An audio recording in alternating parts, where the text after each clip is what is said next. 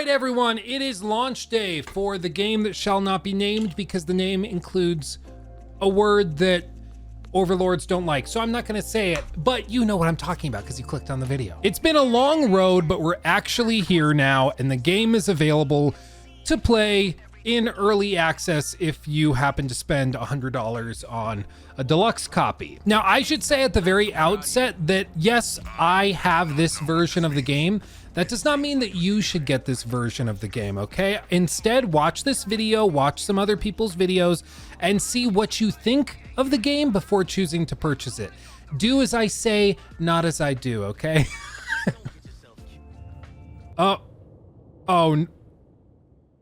What?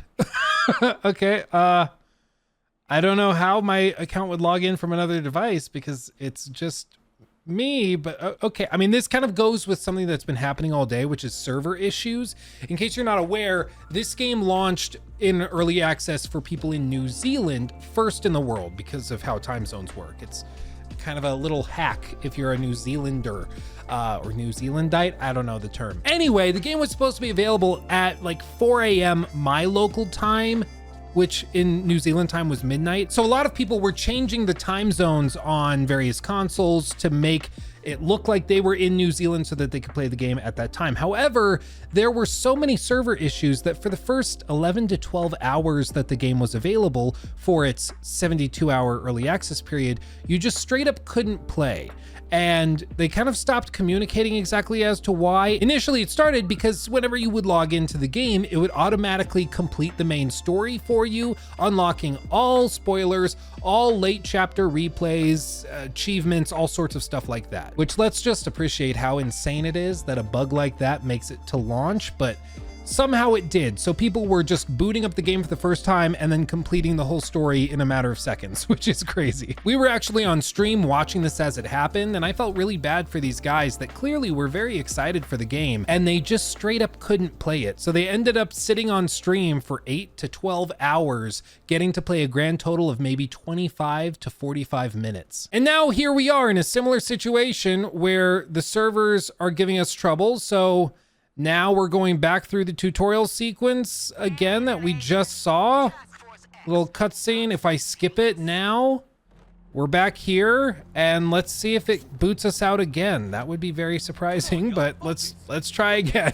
Okay, we're making it farther. This is good. This is good progress. But I mean, it does go to show you this is one of the frustrations with live service games that don't have an offline mode, which this game currently does not have. And that's that if you're playing the game, you're just kind of screwed if you lose internet service or there's a power outage or if the connection to the servers just flatly isn't very good. If that's the case, you just get logged out, lose whatever progress, and you're done. Like, that's it. You'll also have to forgive me because I'm playing this game on controller because after I played it during the alpha playtest, people were giving me crap for playing on mouse and keyboard, even though it's a third-person game. So I figured I would just try to play fair and give it a shot on controller as well and see if that's any better. However, let's just be honest, I am much better at mouse and keyboard than I am on controller. It wants me to switch weapons. Okay, toggle scope, voila, pop, pop, pop. Love it. Now, all of this is part of the tutorial sequence that I actually have already done since I played the alpha. This is how the alpha started. And if you've been watching some of the press events for this game, you'll kind of recognize these levels. These are actually the same levels that the end game warps go to. So if you get to the end of the game, a lot of the final missions and endgame content takes place in just different versions of this kind of desolate landscape of Metropolis, which I thought was kind of funny that like the endgame is also comprised of the same stuff you do during the tutorial, just with like beefed up enemies. I don't know, it's poetic. Now, one of the other things that is important to know about this game's pre-launch plan, I suppose, is that they have elected to not allow any reviews to go up at all for the game prior to launch. In fact, they just seemingly didn't send any review codes, full stop. And listen, like, there have been good games in the past that didn't give out like review codes. I believe Doom Eternal was one that really worried people because they're like, I thought this game was going to be really good. Why aren't they sending out review codes? And it ended up being pretty good. It ended up being fine. In fact, like really good to some players. I just get motion sick with those games, so I'm not super familiar. But that was an instance where they didn't send review codes ahead of time and the game ended up being pretty good. So I don't want to like conclude, oh, no reviews early, so therefore the game is gonna suck. That's not necessarily a given. I would say it's definitely not like a good sign. It's more of a red flag than a green flag. You'd hope that they were so confident in the game that they would send it early and let people review it really positively, but you know, they've just decided it was more likely that the reviews were gonna be bad, so they just decided not to allow reviews at all, which, I mean, I think they're right. I think the game wouldn't have necessarily reviewed too well, but I don't think that's an excuse to not give customers exposure to the game, you know? Like, if you are really confident in your game and your product, you'd think that you would just be like, yeah, everybody, look, it's awesome. Try the game now, it's great. But instead, they're kind of keeping it hidden and tucked away, which is not great. Now, one of the other things that might come up is people being like, Luke, why did you buy the game and play it if you've been kind of harsh on it? That seems weird. Like, you're saying don't do it, and yet you're still playing the game. And let me be clear.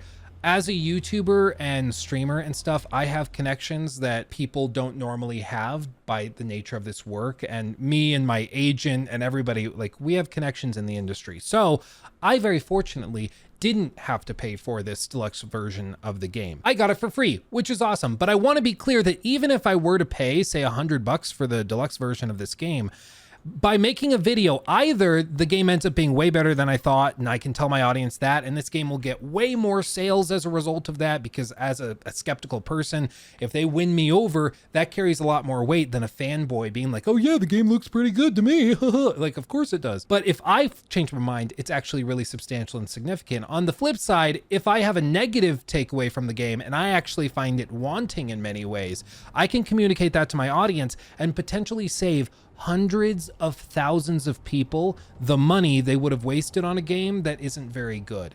And so even if I were to pay $100 for it, I think that that is still a net positive for the gaming community and for my audience. Like, let me and my privileged self eat the cost of one copy of this game. And, you know, so long as I can help other people either make a more informed decision, whether that's buying the game or choosing not to, I think it at the very least helps everybody end up ahead. Speaking of ending up ahead, the traversal for Boomerang, I know some people have given it crap. I actually really like it. This kind of delayed movement thing where he throws the boomerang and then you have to time it just right. So like, I can leap off a cliff, okay? I throw this out and then I leap off the cliff, but I warp over there. It's super cool. I really like it. Again, I know people have been harsh on it, but I've really liked it. See, I'm even out of line of sight and I still warp to it. I just find that cool. I like the movement for Boomerang a lot. And then of course we have Harley.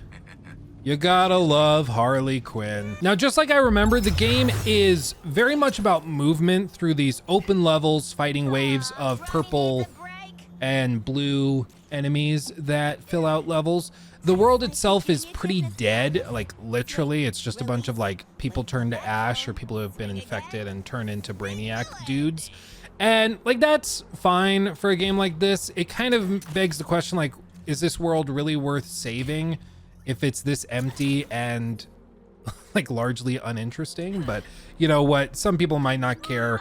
It's not really that kind of game where they're going that deep with world building or the design of encounters like that. It's just kind of like cutscenes are meant to be taken seriously and canonically with the lore. Everything else is just kind of like coding and set dressing. It's like meant to make the gameplay fun, but nothing else beyond that. Okay, now that we've completed the tutorials for each, we can select which character we want to start with. You can, of course, swap later if you choose to swap, or if people in your party or your friend group want to play as a different one, you can swap it around, that's fine. However, they have recommended playstyles with each of them. This, of course, doesn't mean that you have to choose one of these, but it does mean that these are the archetypes the gameplay designers have worked around while balancing the game even up until the end game. As we saw in that end game stream they did with Shroud, Dr. Lupo, and Tarek, there were a bunch of weapons specifically built around each of these playstyles, whether it's Ranger, Sharpshooter, Tactician, Bomber, Hit and Runner, Artillery, Predator, Run and Gunner, Slugger, Detonator, all of those different playstyles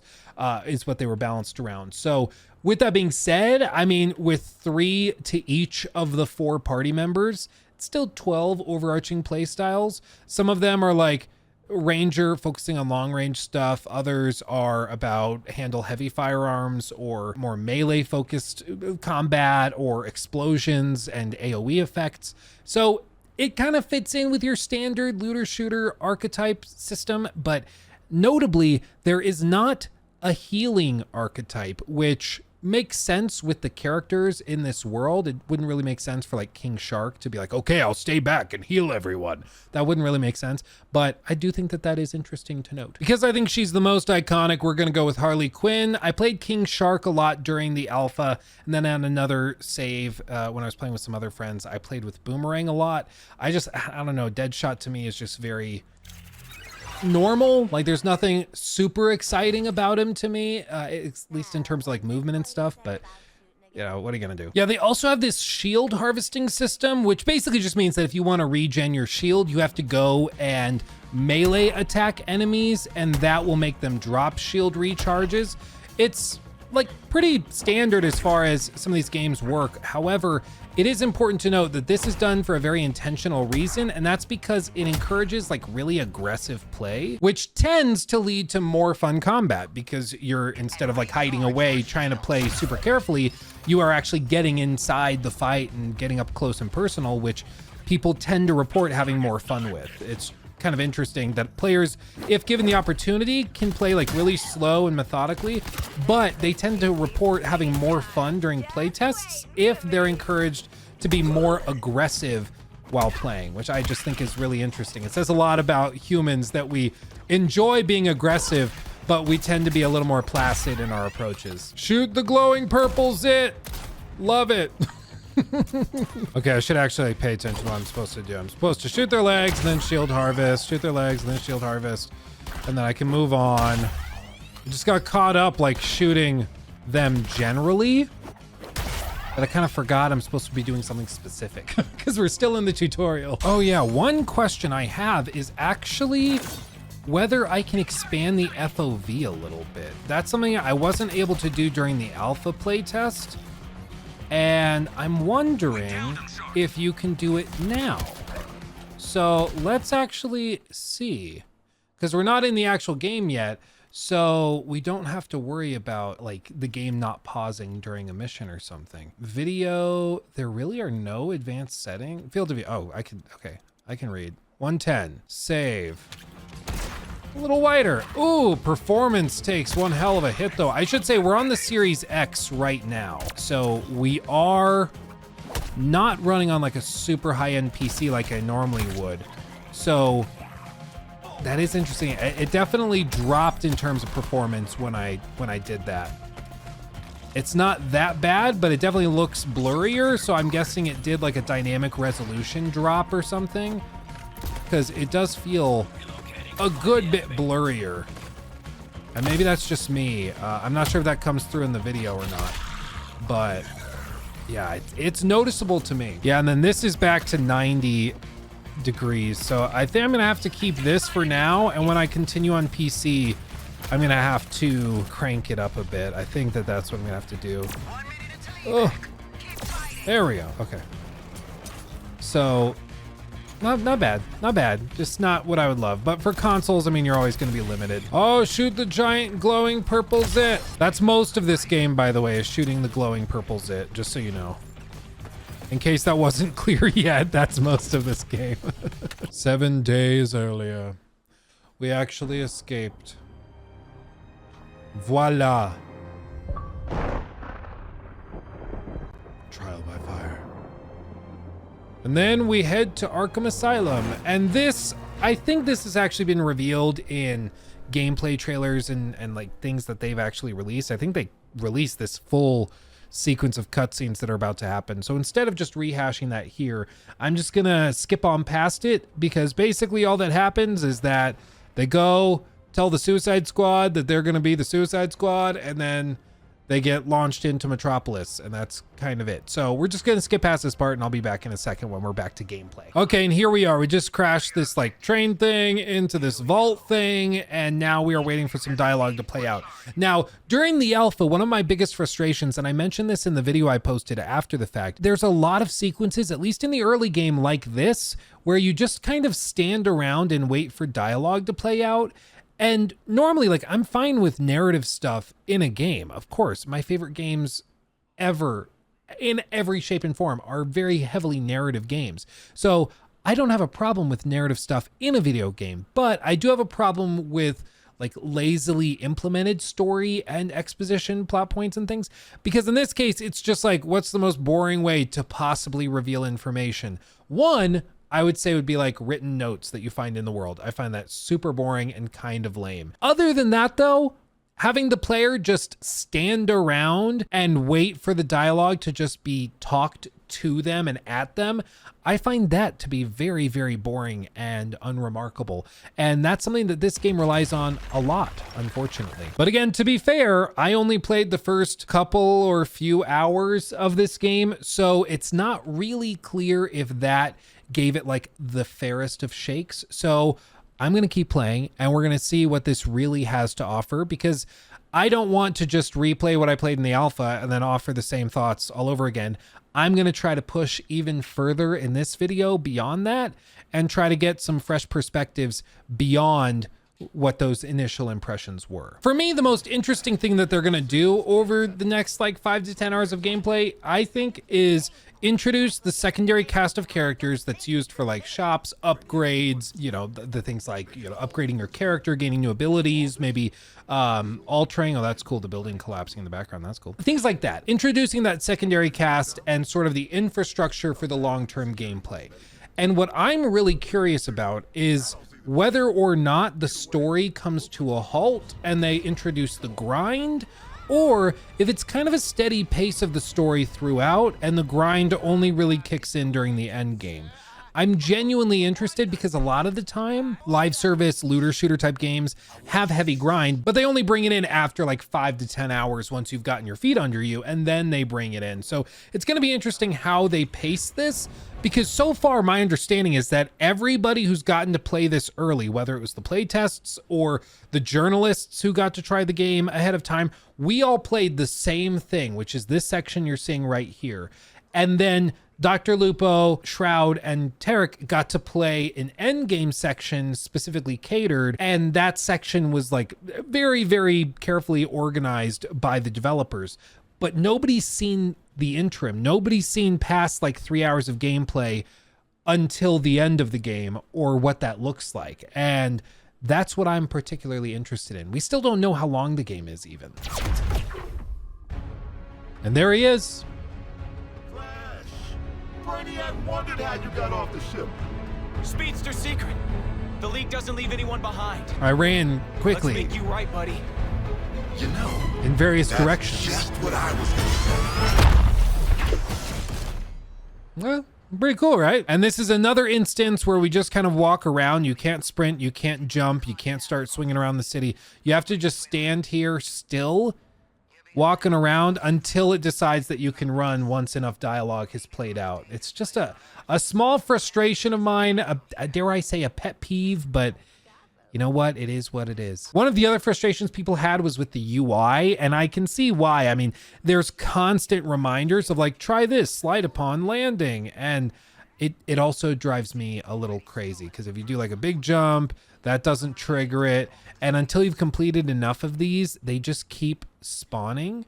And so like now that didn't even work. So I'm just gonna turn these things off and try that. Oh, we also have to check the store. Okay, I'll do that in a second. Interface, HUD, mini map, aiming reticle, health bars, enemy health prompts, damage numbers, incoming damage, player names. I'm gonna turn off player names, player markers, dynamic tutorials, turn that off. Combat flare challenges, I'm good. And then full screen effects, that's all fine. Let's do that. Okay, save. Now, I wanna see this store. What are we looking at? Okay, classic pack. How much is it? What's your guess? 10 or 1,000 credits. I'm guessing that's $10. I'm guessing. What's the conversion? Sorry, you don't have any currency. Get more currency. 1,000 is $16, but it comes with an extra 100, so it's basically free, right? Okay, so it's not a straight conversion. Every 1,000 is like $15, which seems intentionally confusing, doesn't it? Banners coming soon. They don't even have those. Emotes. Dude, 500 credits a piece for those. Bear in mind, that's $8. Each emote is $8. This one is a little bit less, to be fair. This is like maybe $6 or $7. But man, that is aggressive. Again, no banners, outfits. There's Rough and Tumble Classic, Harlequino, I don't know. Classic pack. This one is 1,000, so $16. This one is 16. This one is 16. This one 16. This one is 1,100, so probably more like $18. That seems like a lot for a t-shirt, but I don't know. I guess these are not designed for me. I mean, this one's also for sale, and I bet you people are gonna buy it. And I mean, just look at it. So we're just gonna leave it here. Wow, man, yeah, they're chasing that Fortnite money. I'll tell you what, that's what they're doing. Gee whiz. It's funny when I have to be like, it's not the most egregious monetization in a game I've seen. Like, you know, in Call of Duty, it's like freaking $35 for like a different pair of socks in a game, but in this case, it's like 18 for a different outfit. I mean, I could buy myself, a human being, an outfit for that price, but whatever. Credit where credit is due. They are cosmetic microtransactions. They are not mandatory. You can play the game without them just fine. And I do think that deserves a little bit of credit because unfortunately nowadays that is not necessarily a given. Oh, now we've got to go shoot the purple zits. That's what we got to do. Oh, look, a purple zit tank. That's great. Look at that. Shoot the zits. Grab the zits and twist them.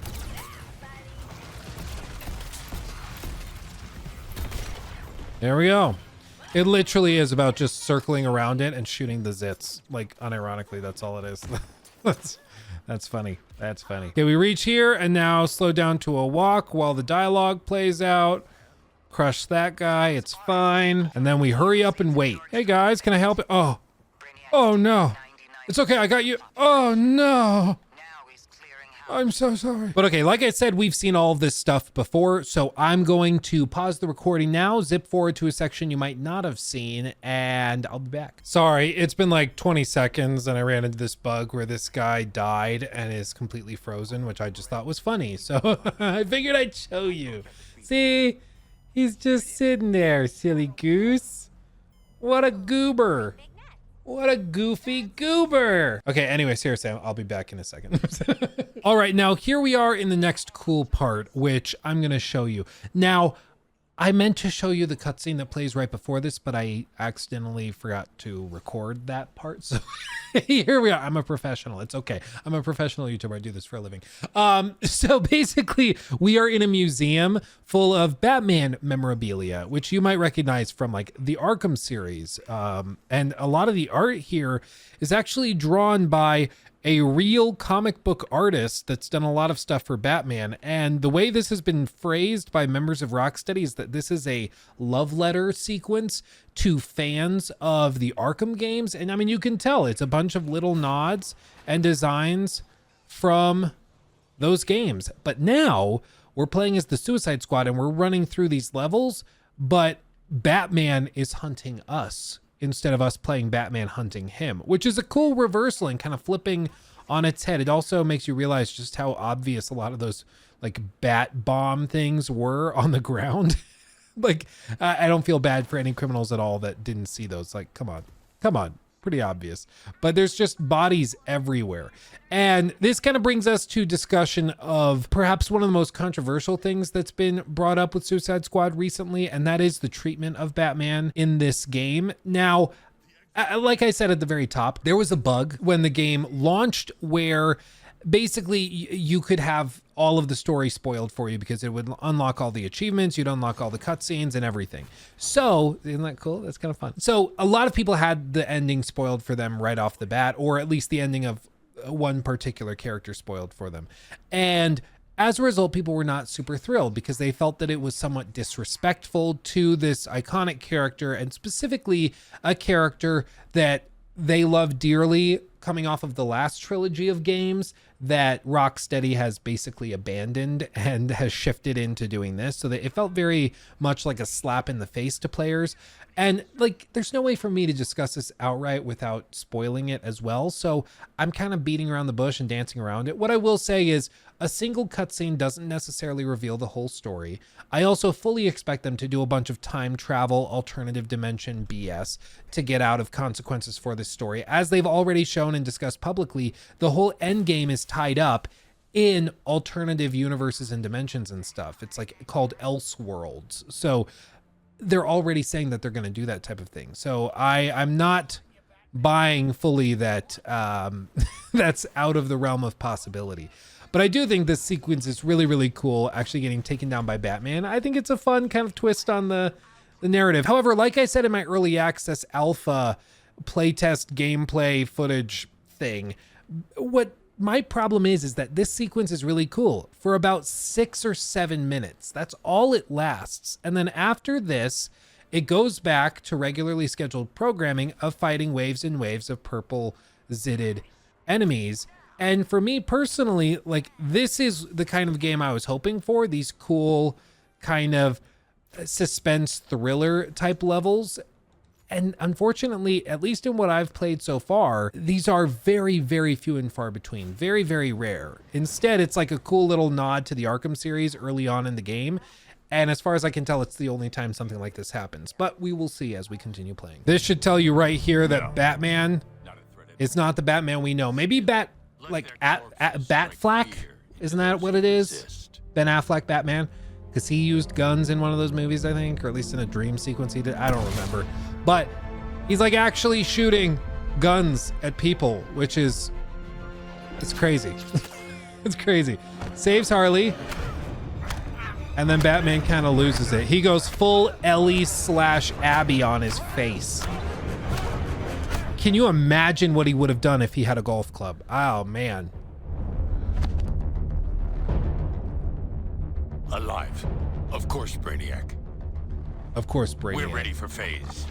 Of course, if you're not aware or familiar, Kevin Conroy, who voices Batman in these Arkham games and then in this game too, and in a bunch of the comics and not comics, the adaptations of the comics and cartoons and movies and stuff, he was like the voice of Batman, just like Mark Hamill was is the voice of the Joker in this sort of digital media space.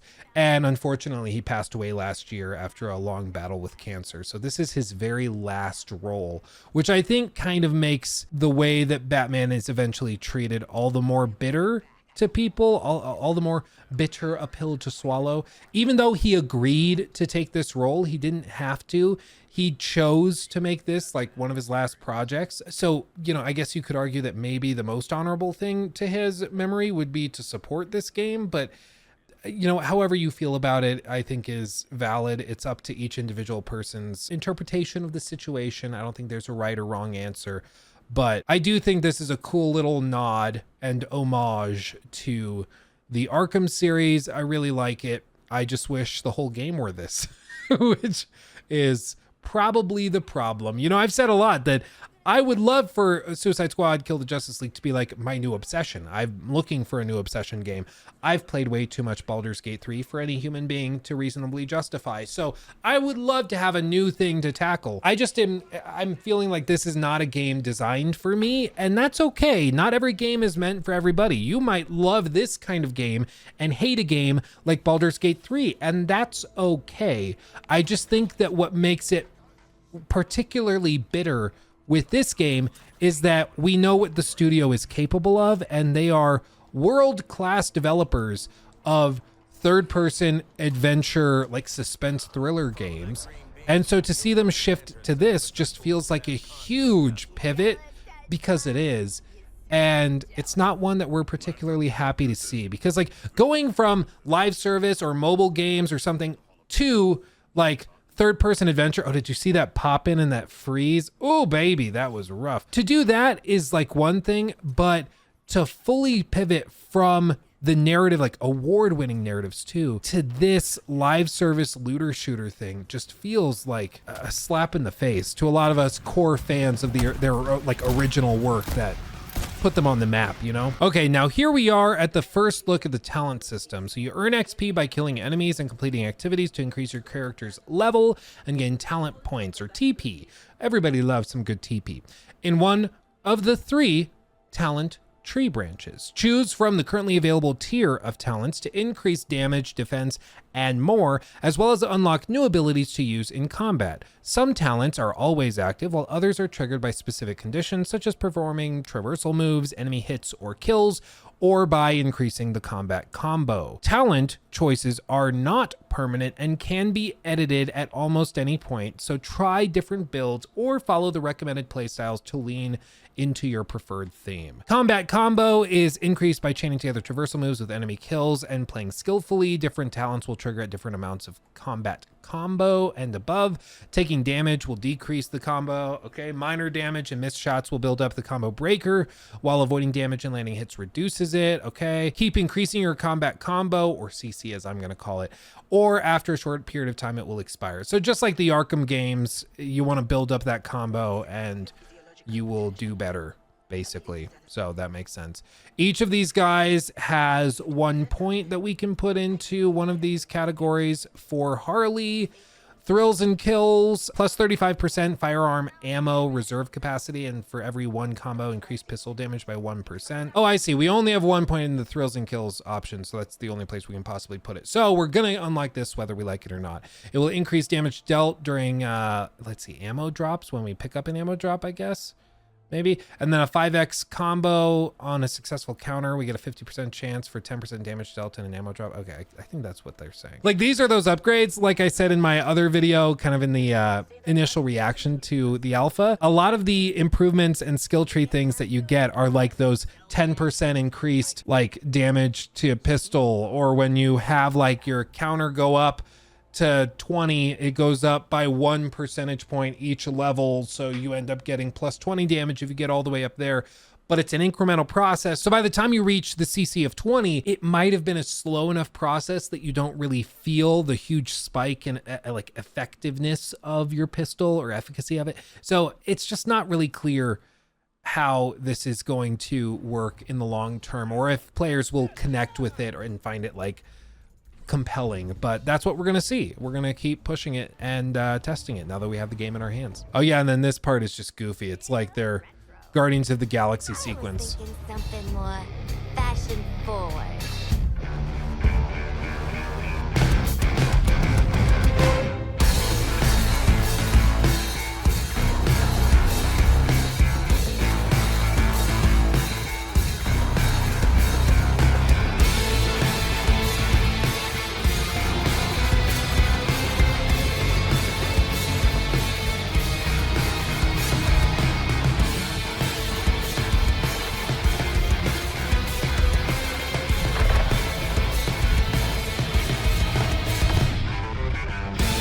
Pretty cool.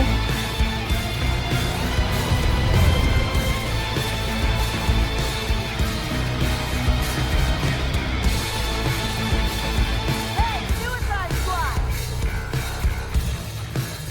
Fuck you! And that's the intro. I do like it. I do like it. And this is the kind of interesting thing with this game, is that there are moments where it's like, okay, that was cool. I like that. That was fun. And then there's other moments where it's like, we then go to shooting hordes of purple zitted enemies. Like, this feels off. Like, why are we doing this? Do more of that, what we just saw. Not the missiles. You can't do nothing against Brainiac. Nothing.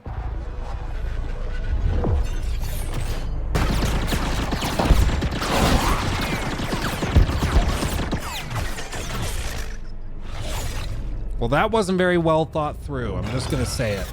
Hate to be that guy. but I'm just gonna say it. And okay, now we are tasked with going and getting different weapons for the group, and we can actually swap characters now.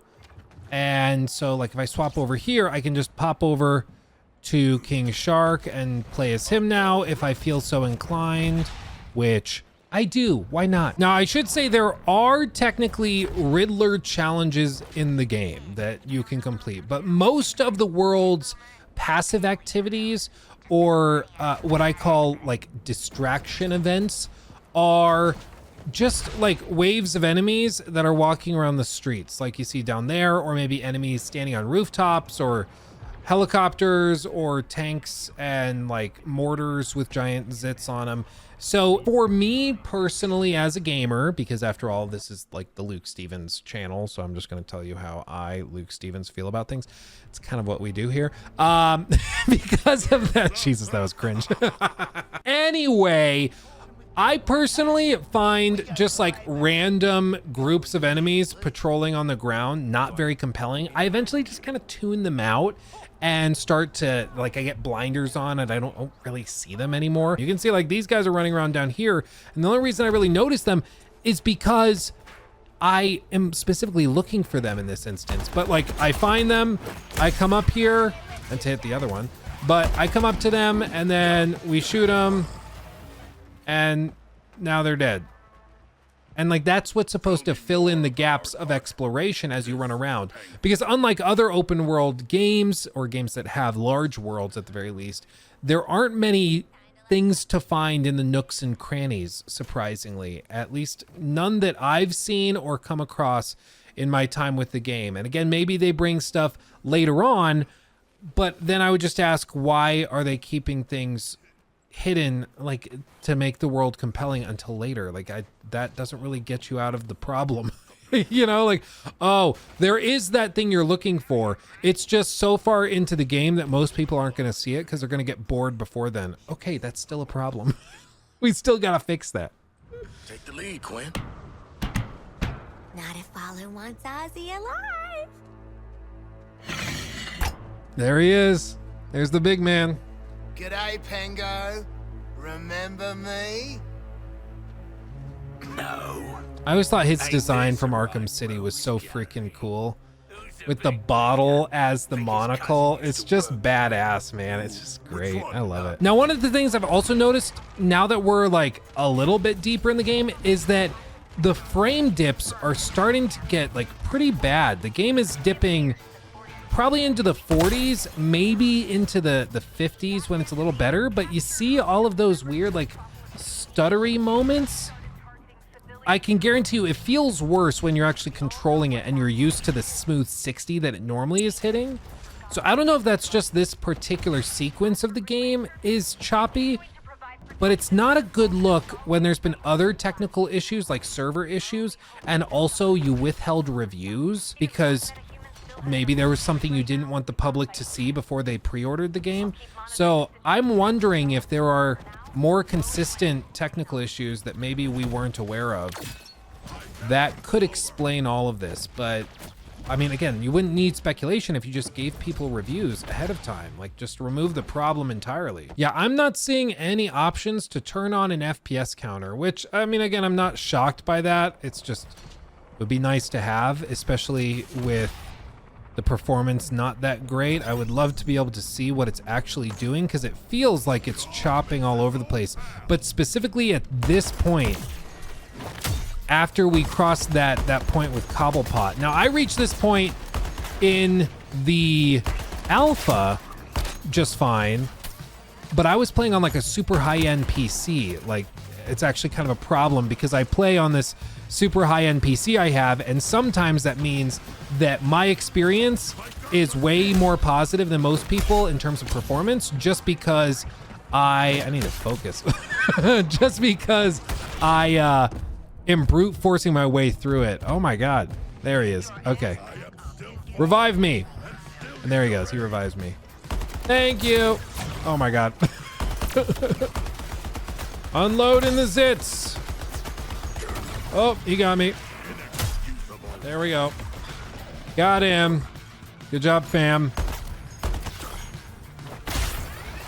Harvest those shields, boys. Okay, slap it. Oh, screwed that up. Screwed that up too. Don't mind me. I'm a professional. And after clearing the third thing, we now clear the big thing for more reasons. And now we can get up in the juice and scrunch it, and voila. The glowing purple thing is no longer glowing or purple. We did it. Yay. Yay for arbitrary objectives, fam. I know that's all video games are, but still. Okay, mission complete. We did the thing. Now we get some gear. We get a little who won the mission reveal. This is something done for parties because, of course, once you pass that point, it's like, oh, I did the best in the mission, and it's supposed to instill some excitement in the group, and the person who won and did the best during that previous mission becomes party leader, so they then get a little bit of power. We also get the drops of loot. This is where you can start to see the looter shooter elements. So this is where it actually becomes a looter shooter. Previous to this, it just was like a standard game, but this is an actual looter shooter now. Now we get a shotgun. Let's see, switch slots. I think that's fine. I think for this, I'll equip it and try it. I mean, a legendary is probably good this early in the game, right? Probably. Why not? Let's see. And this is where we're actually getting into like the core of the game. You can see the map is available. This will open up a little bit later. There's these uptown areas. Let's see, let's get to LexCorp. I can't do that right now because I've got to do other stuff to get there first. But we have 3 available to us. This one, gotta cash them all. Special intel. Hack says if we kill him, we can have it. That's a win-win. We get XP for it. Resources for crafting and upgrading stuff. Challenging odds. And then that's home base. Okay, and then we can just select whichever one is recommended. And just do that. Snipers, different archetypes. Okay. Reports of enemy sharpshooters in the city. I know. Being smart and their shots pack some kind of electrical discharge. Been there. Eyes open. Okay. And now we run to the objective, and this is when we're actually starting to see what the game is outside of like the heavily orchestrated intro and prologue. Like this is where most of the game is going to be spent, in these sequences running around to the latest objective, to grind out crafting materials and to fight waves of enemies. So let's see what this one is like. It looks like it's just another clear this out to get access to the thing. Cache them all. Okay, secure it for scanning. Easy enough. And then maybe we will be happy and fulfilled in our lives. I guess time will tell. Oh, now we buy her time. Forces until our nerds have what they need.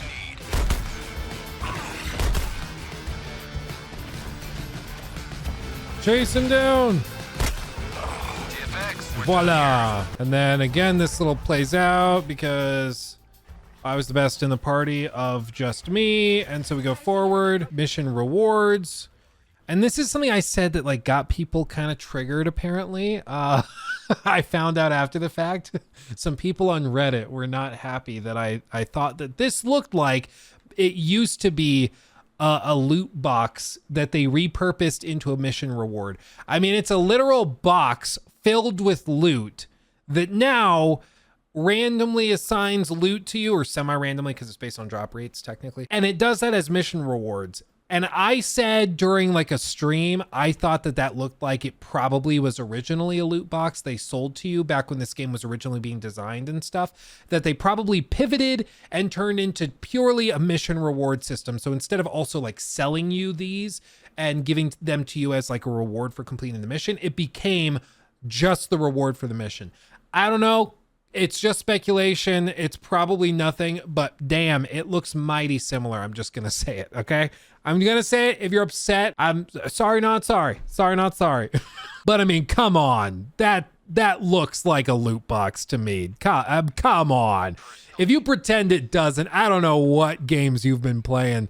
That looks like it was originally supposed to be a loot box, because it technically still is. It's just repurposed to be a mission reward that you can't buy now. It's like a loot box that you can't buy. And I think at one point, maybe they were thinking about selling it to you. And then maybe after like the horrible response of some of these latest live service games, they decided to back out of that. Maybe that's what the delay last year was about. I don't know. I want to hear the behind the scenes of how this game happened though, because I feel like there's a lot of dirty laundry to air, you know? I feel like there's plenty of that. Okay, and here we are a little bit later in the game with the unlocking of the Riddler puzzles. Basically how these work is you're gonna go to a different point on the map that's gonna be highlighted as one of these puzzles. He'll give you a riddle and then you like scan whatever the answer you think is. Kind of straightforward, pretty standard. It's kind of cool to see the Riddler puzzles back. I like that because I liked them in the Arkham games, but yeah, I mean, they're here. So there's that. Yeah, like right here, you see this one. We go up, Riddler challenge discovered. This one, we get different skins, it looks like, by completing. Okay, so we do it 11 stages. Is it just movement based? Oh, it is. Oops. Shouldn't have jumped that way. Oh, 3506. Come on. Oh. Okay, that was close. That was close. I have no one to blame but myself. No one to blame but myself. Okay. Well, that's a fun little thing you can kind of occupy your time with. If you don't find these things compelling, you can do that. You also notice in Centennial Park, if I go here, you notice there's the stuff in the bottom middle underneath the title. If I push down on the left stick, it gives like the little explanation of it, of what the like riddle is for that area. But you can see that there's like 5 little hidden trophies, 1 like overarching riddle for you to solve, and then whatever the far left thing is, I'm not sure. I don't know. Okay, and now we are here. I'm assuming this is going to be another major story sequence, because it's been a minute since we had another one, and it seems like about the time you'd expect to see one. It's a lot of goodies. A boss fight against a big purple guy. Okay. It's different. I'll take it. Oh, never mind. Oh, it's Wonder Woman. Okay, now time to run off and do that. So I think at this point, you know, the video's getting long. Oh, is this the boss fight? Is this it? Green Lantern's showing up? Oh, I think so. That was a cool fake out. That was a cool fake out. What a time, right as I'm like, let's close this out. I guess we're gonna do this first. I mean, what I will say is, so far, like, the game is fine. The game is fine. Like, there's parts I like, you know, these like cool little fake outs where it's like, oh, you thought you knew what was happening, and now there's gonna be like maybe a boss fight or a narrative sequence, whatever. I like that kind of thing, and I appreciate it. It's one of my favorite things from the Arkham series, is that they were really good at kind of subverting expectations like that. The gameplay itself, though, I'm already starting to kind of burn out on, with just waves and waves and waves of purple enemies leaping around, zipping this way and that way. It just, for me, is already getting samey and old, and I'm just like a few hours into this at this point. Like, I've barely scratched the surface as far as live service games are concerned. And that is a problem. That's a big problem for a live service game. They need players to be working on these games for years to come. And maybe as the time goes by, as we get like dozens of hours in, it just keeps getting cranked up and up and up, and they keep adding more and more, and it's all the more amazing. I hope that that's the case. But, you know, only time will really tell. What I will say is, usually with these games, you can have a pretty good feeling of what they're trying to do with it in terms of gameplay after just like 4 or 5 hours. And at this point, I've spent that much time playing this game, and I will say, like, it's not bad. Again, there's a place for this game, and I do think there's lots of people who will love it. But I do think that it's not necessarily the game. Yeah, I need to stop talking while trying to do this. It's not necessarily the game that is going to have a lot of long-term success. And I want to be very clear, like, it's not me wishing ill on anybody. It's not me hoping that this game is a flop or anything like that. I hope and wish them all the best. But if it looks like a duck and quacks like a duck, I'm going to call it a duck. And in this case, I just don't see this being a game that people spend thousands of hours playing. Maybe it is. Maybe it is one of those games that you know, as time goes by, it just keeps getting better and better and better and blowing everybody away. But so far, there hasn't really been anything that's surprised me. It's all just like, oh, that was kind of cool. That was interesting. And that's about it, which is unfortunate. Other than this little reveal that just happened right here. That was kind of cool. Kind of a cool, ooh, I didn't see that coming. So I'll give him that. That was fun. But anyway, we're clipping along at a decent pace. I am still gonna keep playing the game. I'm gonna give it every fair shake. And my plan is to do a review of the game. So I'm gonna be grinding this out pretty heavily to see how far I can get and how quickly.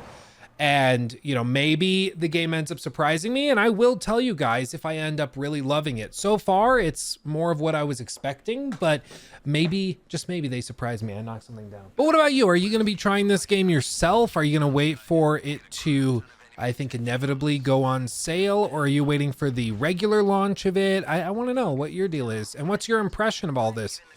Oh yeah, I forgot there's mission areas. Ugh, cringe. But this is cool. Look at this. Look at this. I can do this. I can go right here and then whip. Just cannonball. You gotta love it. You gotta love it.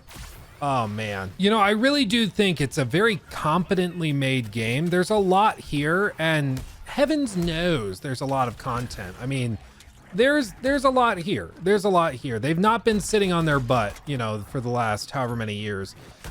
They have been working on stuff.